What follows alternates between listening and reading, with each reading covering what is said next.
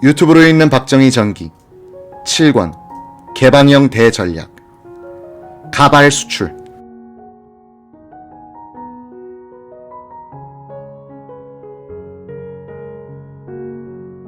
(1965년 6월 9일) 박정희 대통령은 국영기업 재기강이란 제목의 지시를 국무총리에게 내린다.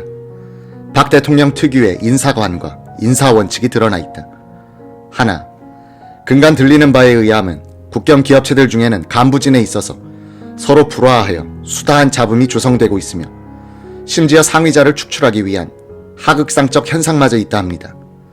둘, 기업의 운영에 있어서 무엇보다 중요한 것은 운영 인원들의 인화에 있을 것이며 이러한 인화를 갖지 못한 기업체에 그 발전을 기대할 수는 없을 겁니다.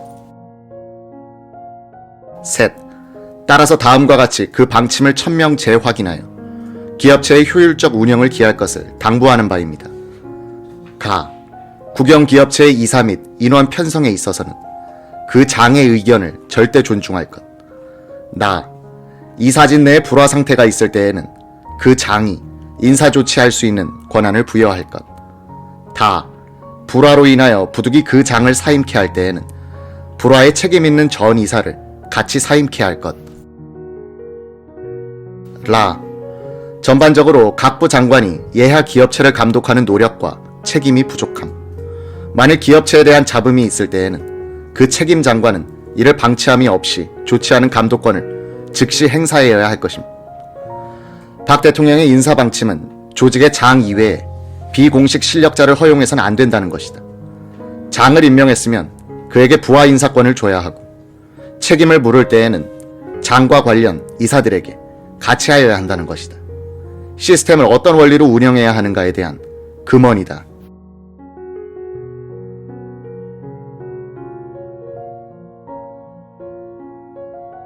(1965년) 초여름 상공부 공업일국장 오원철은 수출전선의 사령관인 박충훈 상공장관을 수행하여 상공회의소 2층 간부회의실로 향했다. 박 장관은 일주일에 하루를 상공인들과 면회하는 날로 정하고 상공회의소로 나가고 있었다. 이날 면회 신청자는 5명이었다. 첫 번째 면회자는 서울통상의 최준규 사장. 최 사장은 이야기를 꺼내기 전에 이상한 물건을 내놓았다. 나일론 실 같은 것을 수십 개 묶어 한 다발로 만든 조그마한 물건이었다. 장관님, 이것이 가발 원료입니다. 이것으로 가발을 만들어 수출하자는 건의를 올립니다.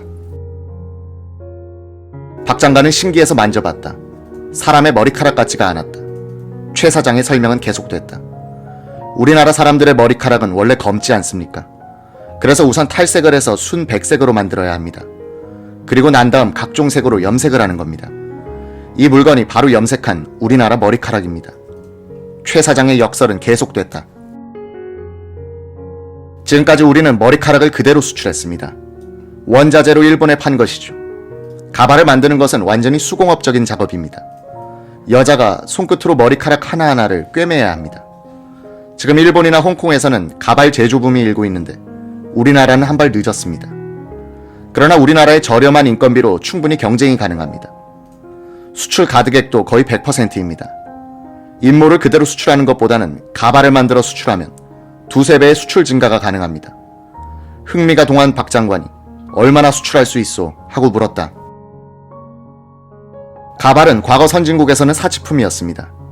그런데 최근 붐이 일기 시작했습니다. 미국에서는 생활 필수품이 되어가고 있습니다. 특히 흑인 여성에게도 인기입니다. 그럼 흑인 여성이 노란 가발을 쓴단 말이요? 아닙니다. 흑인은 검은색 가발을 씁니다. 미장원에서 소요되는 시간과 비용을 절약하자는 겁니다. 수요는 얼마든지 있다고 봅니다.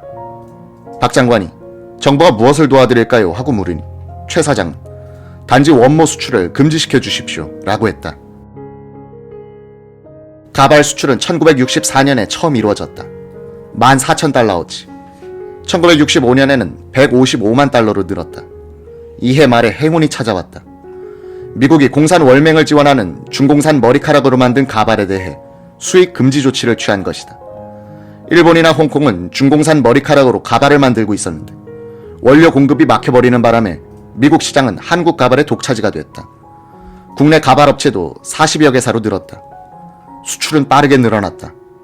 1966년에는 1062만 달러, 1967년에는 1978만 달러, 1968년에는 3,055만 달러, 1969년에는 5,336만 달러, 1970년엔 9,357만 달러, 1970년엔 가발이 총 수출량의 9.3%를 차지하면서 단일 품목으로는 의류, 합한 다음에 제3위였다.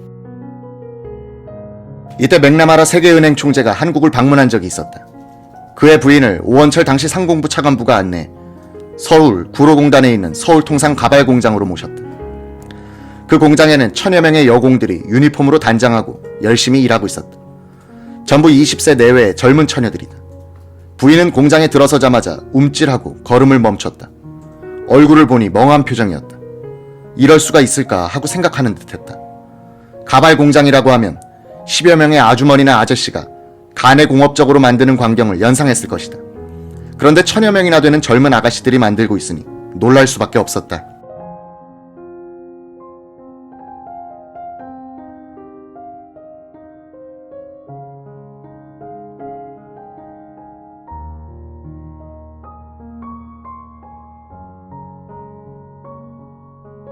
잠시 후 우리는 공장을 돌기 시작했다. 우리나라 여자들의 손끝이 어찌 그리 재주가 좋은지, 어찌 그리 손놀림이 빠른지, 머리카락 하나하나를 천에다 꿰매는 솜씨는 신기에 가까웠다. 부인은 그저 원더풀만 연발했다. 1965년 1월 9일 연두 기자회견에서 박 대통령은 국가 중요 시책 7가지를 설명했는데 그 가운데 제6항이 중소기업의 수출 전환이었다. 박 대통령은 종래의 나열식 중소기업 육성책을 지향하고 금년에는 300개 업체를 수출업체로 전환시키겠다고 다짐했다. 이에 3월 2일 청와대에서는 중소기업 육성책을 논의하는 최고정책회의가 열렸다. 오원철 상공부 공업1국장은 중소기업체를 수출 쪽으로 전환시키기 위해 특화산업을 지정하여 집중적으로 육성하여야 한다고 강조하면서 정부의 적극적인 지원 방안을 구체적으로 보고했다. 이 보고를 다 들은 박 대통령은 2가지 지시를 내렸다. 브리핑한 대로 중소기업 육성 시책을 강력히 추진하시오. 전국의 지방 장관들에게도 수출 산업을 적극적으로 지원하도록 지시하시오. 박 대통령은 또 지방 시도에 상공행정 담당 기구를 강화하라. 상공과도 없는 도가 있으니 공업 발전을 하겠는가 라고 말했다. 1963년에 광고업 센서스에 따르면 고용인원 200명 이상의 대기업체는 229개소뿐이고 그보다 작은 중소기업체 수는 18,068개였다. 한편 오원철 국장은 중소기업이 경제의 중추를 이루고 있는 대만을 방문하여 성공 요인을 분석했다.